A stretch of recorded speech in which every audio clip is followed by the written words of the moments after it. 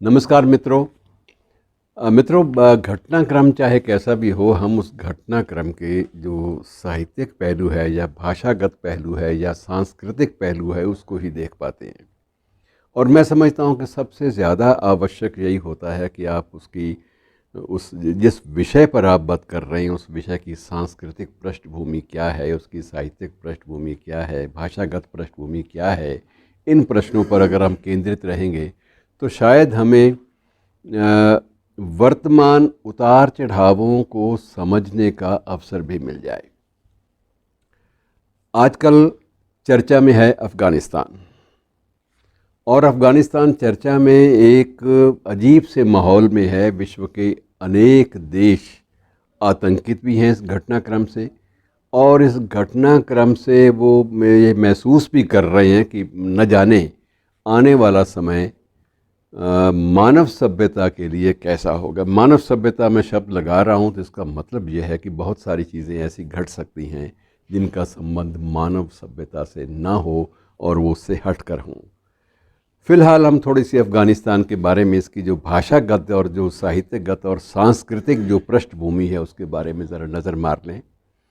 ये देश मित्रों आज जो पूरी तरह से जहाँ ज़िंदगी दरहम बरहम हुई पड़ी है, जहाँ पर लोग बुरी तरह से जान बचाने के लिए और सुरक्षित ठिकानों पर शरण लेने के लिए भाग दौड़ में लगे हुए हैं, जहाँ विमान से चढ़ते हुए और विमान में सवार होकर आकाश में से भी यात्री नीचे गिरते हैं, तो आप अंदाज़ा लगा लीजिए वो कितनी एक दहशतनाक और कितनी ख़तरनाक स्थिति वहाँ के लोगों को जीनी पड़ रही है। बहरहाल मित्रों, इसकी साहित्यिक पृष्ठभूमि और जो सांस्कृतिक पृष्ठभूमि है उस पर भी नज़र डाल लें। और मूल रूप से अफ़गानिस्तान का संबंध हमेशा कला, संस्कृति, भाषा और बहुत सारी ऐसी चीज़ों से, बहुत सारी ऐसे वैचारिकताओं से संबंध इसका जुड़ा रहा है जिनका उल्लेख करें तो लगता है कि हम झूठ बोल रहे हैं। वर्तमान स्थिति में उनमें से कोई भी चीज़ जो है वो तार्किक नहीं जान पड़ती। ये नहीं लगता कि ये पाणिनि का अफ़गानिस्तान है, ये नहीं लगता कि ये पश्तो विद्वानों का वही क्षेत्र है, ये नहीं लगता ये बामियान घाटी वाला क्षेत्र है। बहुत सारी चीज़ें हैं जिनके हमें कोई सवालों के जवाब मिल ही नहीं पाते कि अगर ये वही देश है जहाँ कला, संस्कृति, संगीत की एक दुनिया आबाद रहती थी, जहाँ बल्ख और बुखारा जिसका ज़िक्र होता है, जहाँ उनका भी ज़िक्र होता था, वो मुल्क एकदम से कैसे इतना नृशंस हो गया। उस मुल्क का एक बहुसंख्यक जो दल है या संगठन है, क्या हुआ, ये समझ पाना, इसका विश्लेषण कर पाना बहुत आसान नहीं है। चलिए पहले भाषा की बात करते हैं। मित्रों, यहाँ पर दो ऐसी भाषाएं हैं जिन्हें सरकारी मान्यता प्राप्त है। एक भाषा का नाम है दारी, दूसरी पश्तो। दारी शब्द आपने पहली बार सुना होगा, लेकिन दारी वहाँ की आधिकारिक भाषा है और इसको, इसके प्रयोग करने वाले, इसको बोलने वाले और इसका लिखित रूप में प्रयोग करने वाले लोगों की संख्या लगभग लगभग 50% के आसपास है। दारी का आसान शब्द आपको बताऊंगा तो आप समझ जाएंगे। दारी का मतलब ये है फ़ारसी। तो फ़ारसी को वो अफ़गानिस्तान में दारी का नाम दिया गया है और इसका जो आधिकारिक नाम है वो दारी है। और इसी प्रकार से इसमें चाहे मुल्क छोटा है, छोटा देश है, और चाहे उसमें 90% लोग सुन्नी संप्रदाय से ताल्लुक़ रखते हैं। ये माना जाता है कि 90% लोग जो है सुन्नी संप्रदाय से ताल्लुक़ रखते हैं, और 10% में से भी कुछ भाग छोड़ दीजिए, लगभग 9% लोग शिया मुसलमान हैं। अब ये सुन्नी मुसलमानों का एक प्रकार से गढ़ होते हुए भी इसमें भाषा का जो परिवार है वो बहुत फैला हुआ है। अलग अलग विविधता किसी भी देश का एक गुण होती है, इसकी विविधता भी है। अफ़गानिस्तान में कुल मिलाकर 40 छोटी भाषाएं बोली जाती हैं। भाषाएं लिखी भी जाती हैं, उनका प्रयोग भी होता है। 40 भाषाओं का स्तर बेशक कम है, लेकिन उन 40 भाषाओं का एक बोली के रूप में नहीं बल्कि भाषा के रूप में प्रयोग होता है। और इसी प्रकार से जो कुल बोलियों की संख्या है, बोलियों और भाषाओं की कुल संख्या को मिला दें तो वो 200 के आसपास बनती हैं, अर्थात 160 तो बोलियां हैं। और जो 40 भाषाएं, उनकी बोली भी अलग है, उनका तेवर भी अलग है, उनका जो उच्चारण है वो भी अलग है। कुल मिला के आप ये मान लीजिए कि 200 भाषाएं उस छोटे से क्षेत्र में बोली जाती हैं। और आप अनुमान लगा लीजिए कि इसमें कितनी एक संप्रेषणीयता की गुंजाइश, बातों को आगे कन्वे करने की गुंजाइश कितनी प्रबल है कि एक क्षेत्र का आदमी दूसरे क्षेत्र के व्यक्ति द्वारा कही गई बात को समझ पा रहा है, आगे चीज़ कन्वे हो जाती है, आगे चीज़ें एक दूसरे के साथ लोग संवाद स्थापित कर सकते हैं अगर विविधता हो।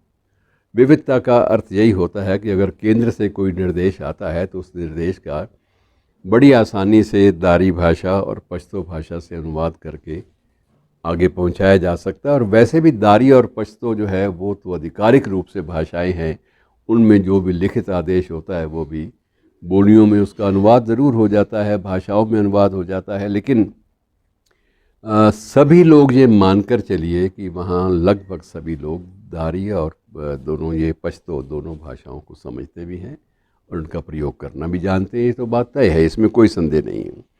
और मित्रों, कई बार ये होता है कि हम लोग एक धारणा सी बना लेते हैं कि इसमें संगीत की मनाही है इस्लाम में।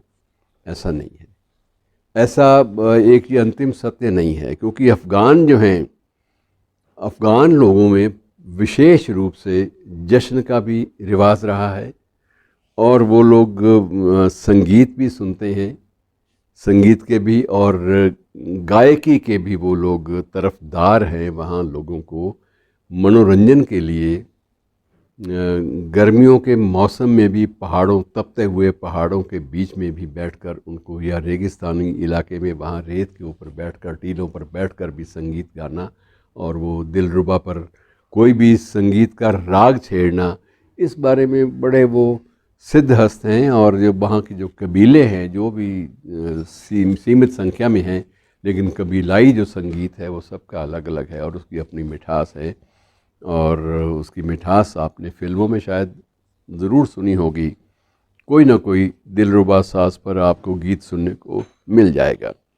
और उसके बाद है थोड़ा सा कला और संस्कृति। 1900 सन के आसपास वहाँ कला और संस्कृति भी बहुत ज़्यादा विकसित थी। विकास का कारण ये था कि अतीत में परंपरा ये रही थी कि ईसा से पहले भी एक स्वस्थ परंपरा और ईसा के बाद भी स्वस्थ परंपरा रही कि उसमें बाबर और दीगर बहुत सारे जो एक महानायक थे, उन्होंने अपनी ज़िंदगी को एक अलग ढंग से प्रस्तुत किया और उन्होंने वहाँ पर एक कल्चर, एक सांस्कृतिक चेतना जो है उसको भी जगाया, उसको भी वो भी कुरमुंडाने लगी थी और सारा कुछ हुआ। तो मित्रों, ये बहुत एक अजीब सी स्थिति है जिस स्थिति में हम लोग ये कह सकते हैं कि एक ऐसा देश जहाँ कभी बामियान की मूर्तियाँ, बामियान की बुद्ध मूर्तियाँ जिनकी चर्चा विश्व भर में होती है और यूनेस्को ने भी उनका नोटिस लिया था, जहाँ वो कला इतनी फैली हुई थी, इतनी विस्तृत थी, वहाँ पर आज हिंसा का दौर दौरा और वहाँ पर सिर्फ दंदनाती बंदूकें और यही चीज़ें दिखाई देती हैं। ये बड़ा आश्चर्यजनक है बदलाव। ये बदलाव कैसे आता है समाज में? पूरा का पूरा समाज बदल जाता है। ये वही क्षेत्र है जिसे सिकंदर की कर्म भूमि भी कहा जाता है। ये वही क्षेत्र है जिसे बाबर की कर्म भूमि भी कहा जाता है। शुरुआती दौर में रास्ते यही थे। ये वही क्षेत्र है जिसे सिल्क रूट एक सबसे बड़ा व्यावसायिक आदान प्रदान का एक केंद्र रहा है और सिल्क रूट का भी एक हिस्सा रहा है। तो इतने समृद्ध और इतने विविधताओं से भरे हुए देश में ये एकदम से क्या हो गया, इस बात का विश्लेषण करना आसान नहीं है। बहरहाल मित्रों, हुआ है और हमें देखना होगा कि आने वाला वक्त जो है वो किस तरह से आगे गुजरता है। फ़िलहाल प्रतीक्षा कीजिए और दुआएं कीजिए कि जो कला और संस्कृति की वहाँ जो परंपराएं रही हैं, वो परंपराएं एकदम से किसी बंदूक की गोली का शिकार ना हो जाएं, किसी स्टेन गन से उनको भून ना दिया जाए। कला संस्कृति में जान होती है मित्रों, संगीत में जान होती है। उसे आप जब उसका गला घोटेंगे किसी संगीतकार का या किसी साज को तोड़ने का प्रयास करेंगे तो स्वाभाविक है कि पीड़ा उपजेगी और एक नए ढंग की जो संस्कृति है वो सामने आएगी। इन्हीं शब्दों के साथ मित्रों आज इस विषय को, कि ये विषय जो है बहुत लंबा है, इसको ज़्यादा और विस्तार में जाने की गुंजाइश इसमें है, लेकिन फ़िलहाल नहीं, समय सीमा का ध्यान रखते हुए और जैसे कि परंपरा है, जाते जाते एक छोटी सी नज़्म और उसके बाद आपसे विदा। मित्रों, नज़्म की बात जो है वो भी एक संघर्ष और जिजीविसा से भरी हुई नज़्म है और शायर हैं अहमद नदीम कासमी। और नज़्म बड़ी संक्षिप्त है कि एक मट्टी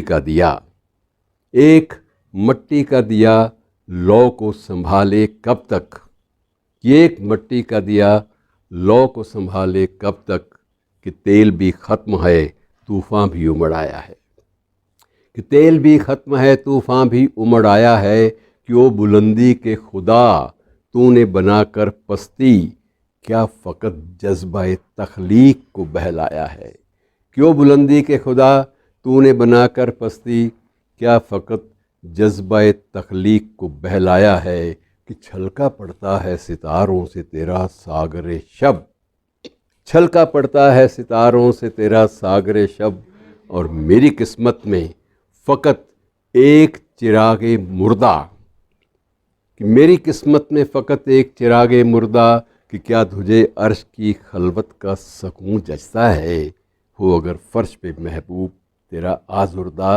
अंतिम पंक्तियां हैं कि शिकवा संजी मेरा मकसूद नहीं रब्बे करीम, शिकवा संजी मेरा मकसूद नहीं रब्बे करीम, खुद तेरा हुक्म है कि अक्फ़ाए हकीकत न करूं, और तू बुलंदी को जो आलूदाए पस्ती न करे, तो एक मट्टी के दिए से भी मोहब्बत न करूं। शुक्रिया दोस्तों।